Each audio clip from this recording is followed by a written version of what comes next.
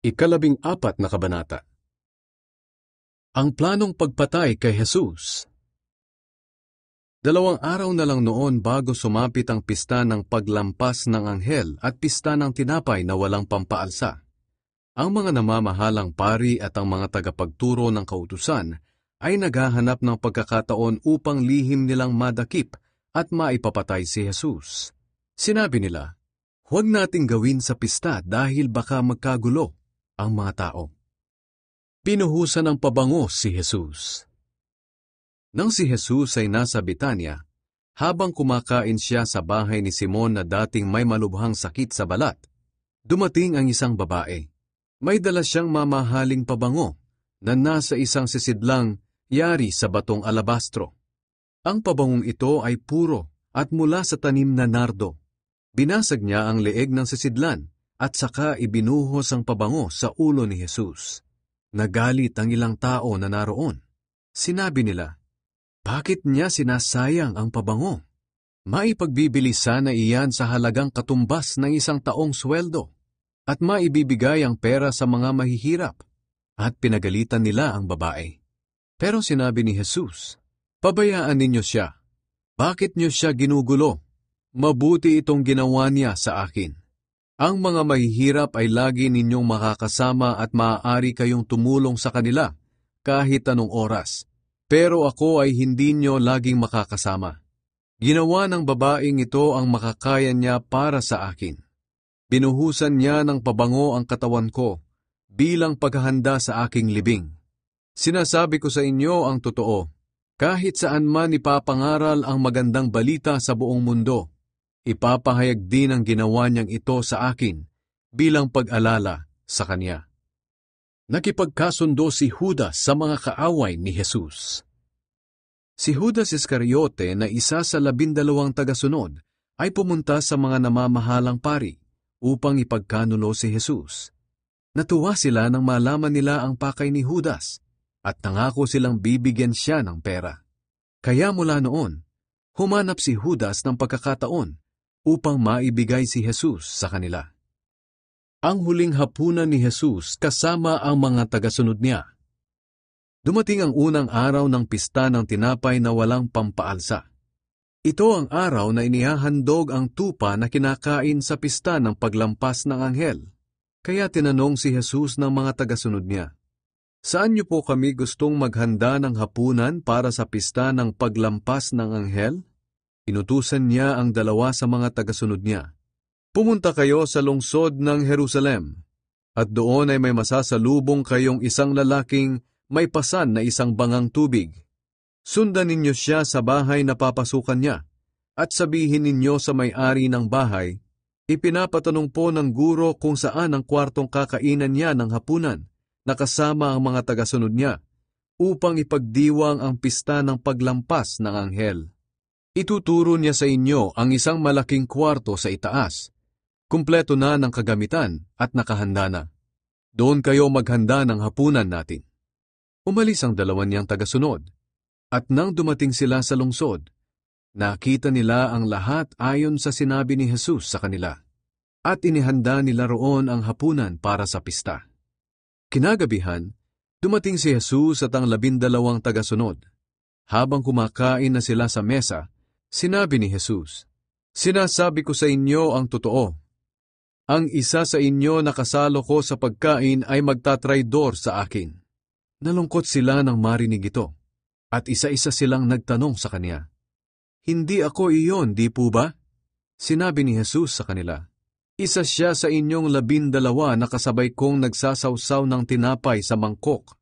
Ako na anak ng tao ay papatayin ayon sa sinasabi ng kasulatan. Ngunit nakakaawa ang taong magtatraidor sa akin. Mabuti pang hindi na siya ipinanganak." Huling hapunan ni Jesus. Habang kumakain sila, kumuha ng tinapay si Jesus.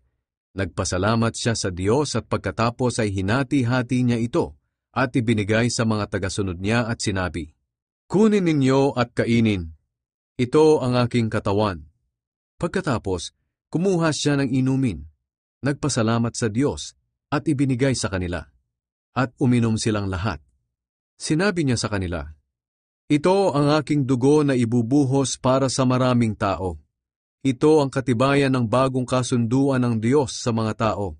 Sinasabi ko sa inyo ang totoo. Hindi na ako muling iinom ng inuming mula sa ubas hanggang sa araw ng paghahari ng Diyos. At sa araw na iyon, iinom ako ng bagong klase ng inumin." Humawit sila ng papuri sa Diyos at pagkatapos ay pumunta sila sa bundok ng mga olibo. Sinabi ni Jesus na ikakaila siya ni Pedro. Sinabi ni Jesus sa mga tagasunod niya, "Iiwan ninyo akong lahat, dahil sinabi ng Diyos sa kasulatan, papatayin ko ang pastol at magsisipangalat ang mga tupa. Ngunit pagkatapos na ako ay muling mabuhay, mauuna ako sa inyo sa Galilea." Sinabi ni Pedro kay Jesus, "Kahit iwanan po kayo ng lahat, hindi ko kayo iiwan." Sinagot siya ni Jesus, "Sinasabi ko sa iyo ang totoo. Bago tumilaok ang manok ng pangalawang beses ngayong gabi, 3 beses mong ikakaila na kilala mo ako." Pero iginiit pa rin ni Pedro, "Hinding-hindi ko kayo ikakaila, kahit napatayin pa akong kasama ninyo." At ganoon din ang sinabi ng iba pa niyang kasamahan. Nanalangin si Jesus sa Getsemane. Pagkatapos, pumunta sila sa isang lugar na tinatawag na Getsemane. Pagdating nila roon, sinabi ni Jesus sa kanila, "Maupo kayo rito habang nananalangin ako." Isinaman niya sina Pedro, Santiago at Juan sa di kalayuan. Balisang-balisa at nababahala si Jesus. Sinabi niya sa kanila, "Para akong mamamatay sa labis na kalungkutan. Dito lang kayo at magpuyat."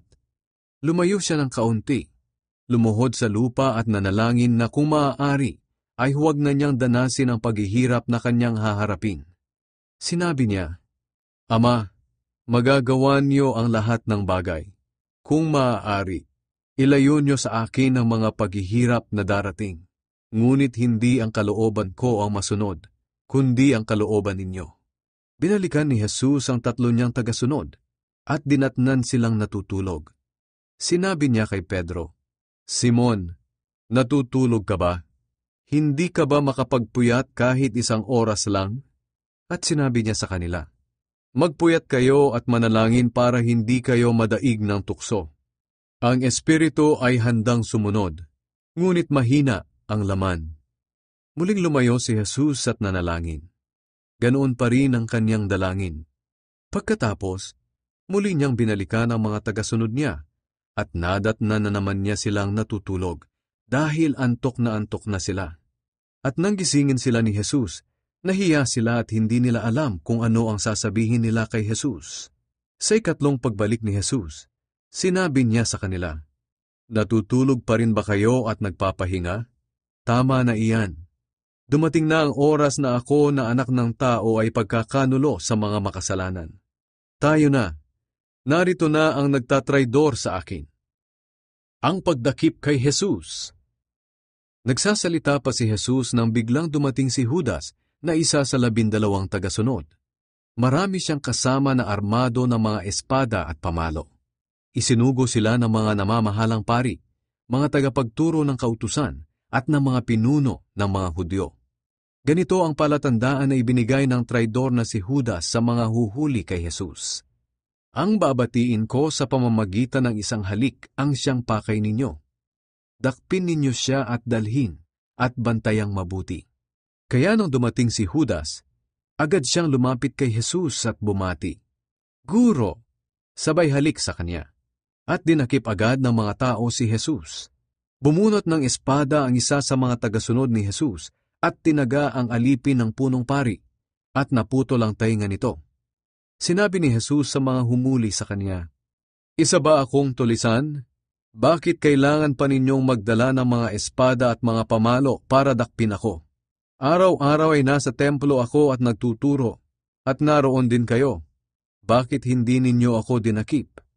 Ngunit kailangang mangyari ito upang matupad ang sinasabi ng kasulatan tungkol sa akin." Iniwan siya noon din ng mga tagasunod niya at nagsitakas sila. May isang binata roon na sumunod kay Jesus na nakabalabal lang ng telang linen. Dinakip din siya ng mga sundalo, Pero nakawala siya at tumakas ng hubad, dahil nahawakan nila ang kanyang balabal. Dinala si Jesus sa korte ng mga Hudyo. Dinala nila si Jesus sa bahay ng punong pari. Nagtipon doon ang lahat ng namamahalang pari, mga pinuno ng mga Hudyo, at ang mga tagapagturo ng kautusan. Sumunod din doon si Pedro, pero malayo-layo siya kay Jesus. Pumasok siya sa bakuran ng bahay ng punong pari at nakiupo sa mga gwardya na nagpapainit sa tabi ng apoy. Doon sa loob, ang mga namamahalang pari at ang lahat ng miyembro ng korte ng mga Hudyo ay nagsisikap na makakuha ng mga ebidensya laban kay Jesus upang mahatulan siya ng kamatayan. Pero wala silang makuha. Marami ang sumasaksi ng kasinungalingan laban kay Jesus, pero magkakasalungat naman ang mga sinasabi nila. May ilang sumasaksi ng kasinungalingang ito laban kay Jesus. Sinabi nila, "Narinig po naming sinabi niya, gigibain ko ang templong ito na gawa ng tao, at sa loob ng 3 araw ay magtatayo ako ng ibang templo na hindi gawa ng tao." Pero hindi rin magkakatugma ang sinasabi nila.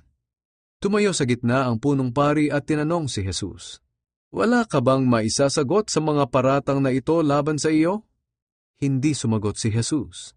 Kaya tinanong siyang muli ng punong pari, "Ikaw ba ang Kristo na anak ng kapuri-puring Diyos?" Sumagot si Jesus, "Ako nga, at ako na anak ng tao ay makikita ninyong nakaupo sa kanan ng makapangyarihang Diyos. At makikita rin ninyo ako sa mga ulap na paparating dito sa mundo." Nang marinig ito ng punong pari, pinunit niya ang kanyang damit sa galit at sinabi, "Hindi na natin kailangan ng mga saksi. Narinig ninyo ang paglapastangan niya sa Diyos. Ano ngayon ang hatol ninyo?" At hinatulan nila si Jesus ng kamatayan. Dinuraan siya ng ilang naroon. Piniringan din siya at sinuntok at tinanong, "Sige nga, hulaan mo kung sino ang sumuntok sa'yo?" Pagkatapos, kinuha siya ng mga gwardya at pinagbubugbog. Ipinagkaila ni Pedro na kilala niya si Jesus. Nang si Pedro ay nasa loob pa ng bakuran, dumaan ang isang babaeng utusan ng punong pari. Nang makita niya si Pedro na nagpapainit malapit sa apoy, tinitigan niya ito at sinabi, "Kasama ka rin ni Jesus na taga Nazaret, hindi ba?" Pero itinanggi ito ni Pedro. "Hindi ko alam ang sinasabi mo." Pagkatapos, umalis siya roon at pumunta sa may labasan, at noon din ay tumilaok ang manok. Nakita na naman siya roon ng babaeng utusan, kaya sinabi ng babae sa mga taong naroon, "Ang taong iyan ay isa rin sa mga kasamahan ni Jesus." Pero muling itinanggi ito ni Pedro. Maya-maya sinabi ng mga taong naroon, "Isa ka nga sa mga kasamahan niya, dahil taga Galilea ka rin." Pero sumumpa si Pedro, "Kahit mamatay man ako, hindi ko talaga kilala ang taong sinasabi ninyo." Noon din ay muling tumilaok ang manok, at naalala ni Pedro ang sinabi sa kanya ni Jesus, "Bago tumilaok ang manok ng 2 beses, 3 beses mong ikakaila na kilala mo ako." At humagulgol siya.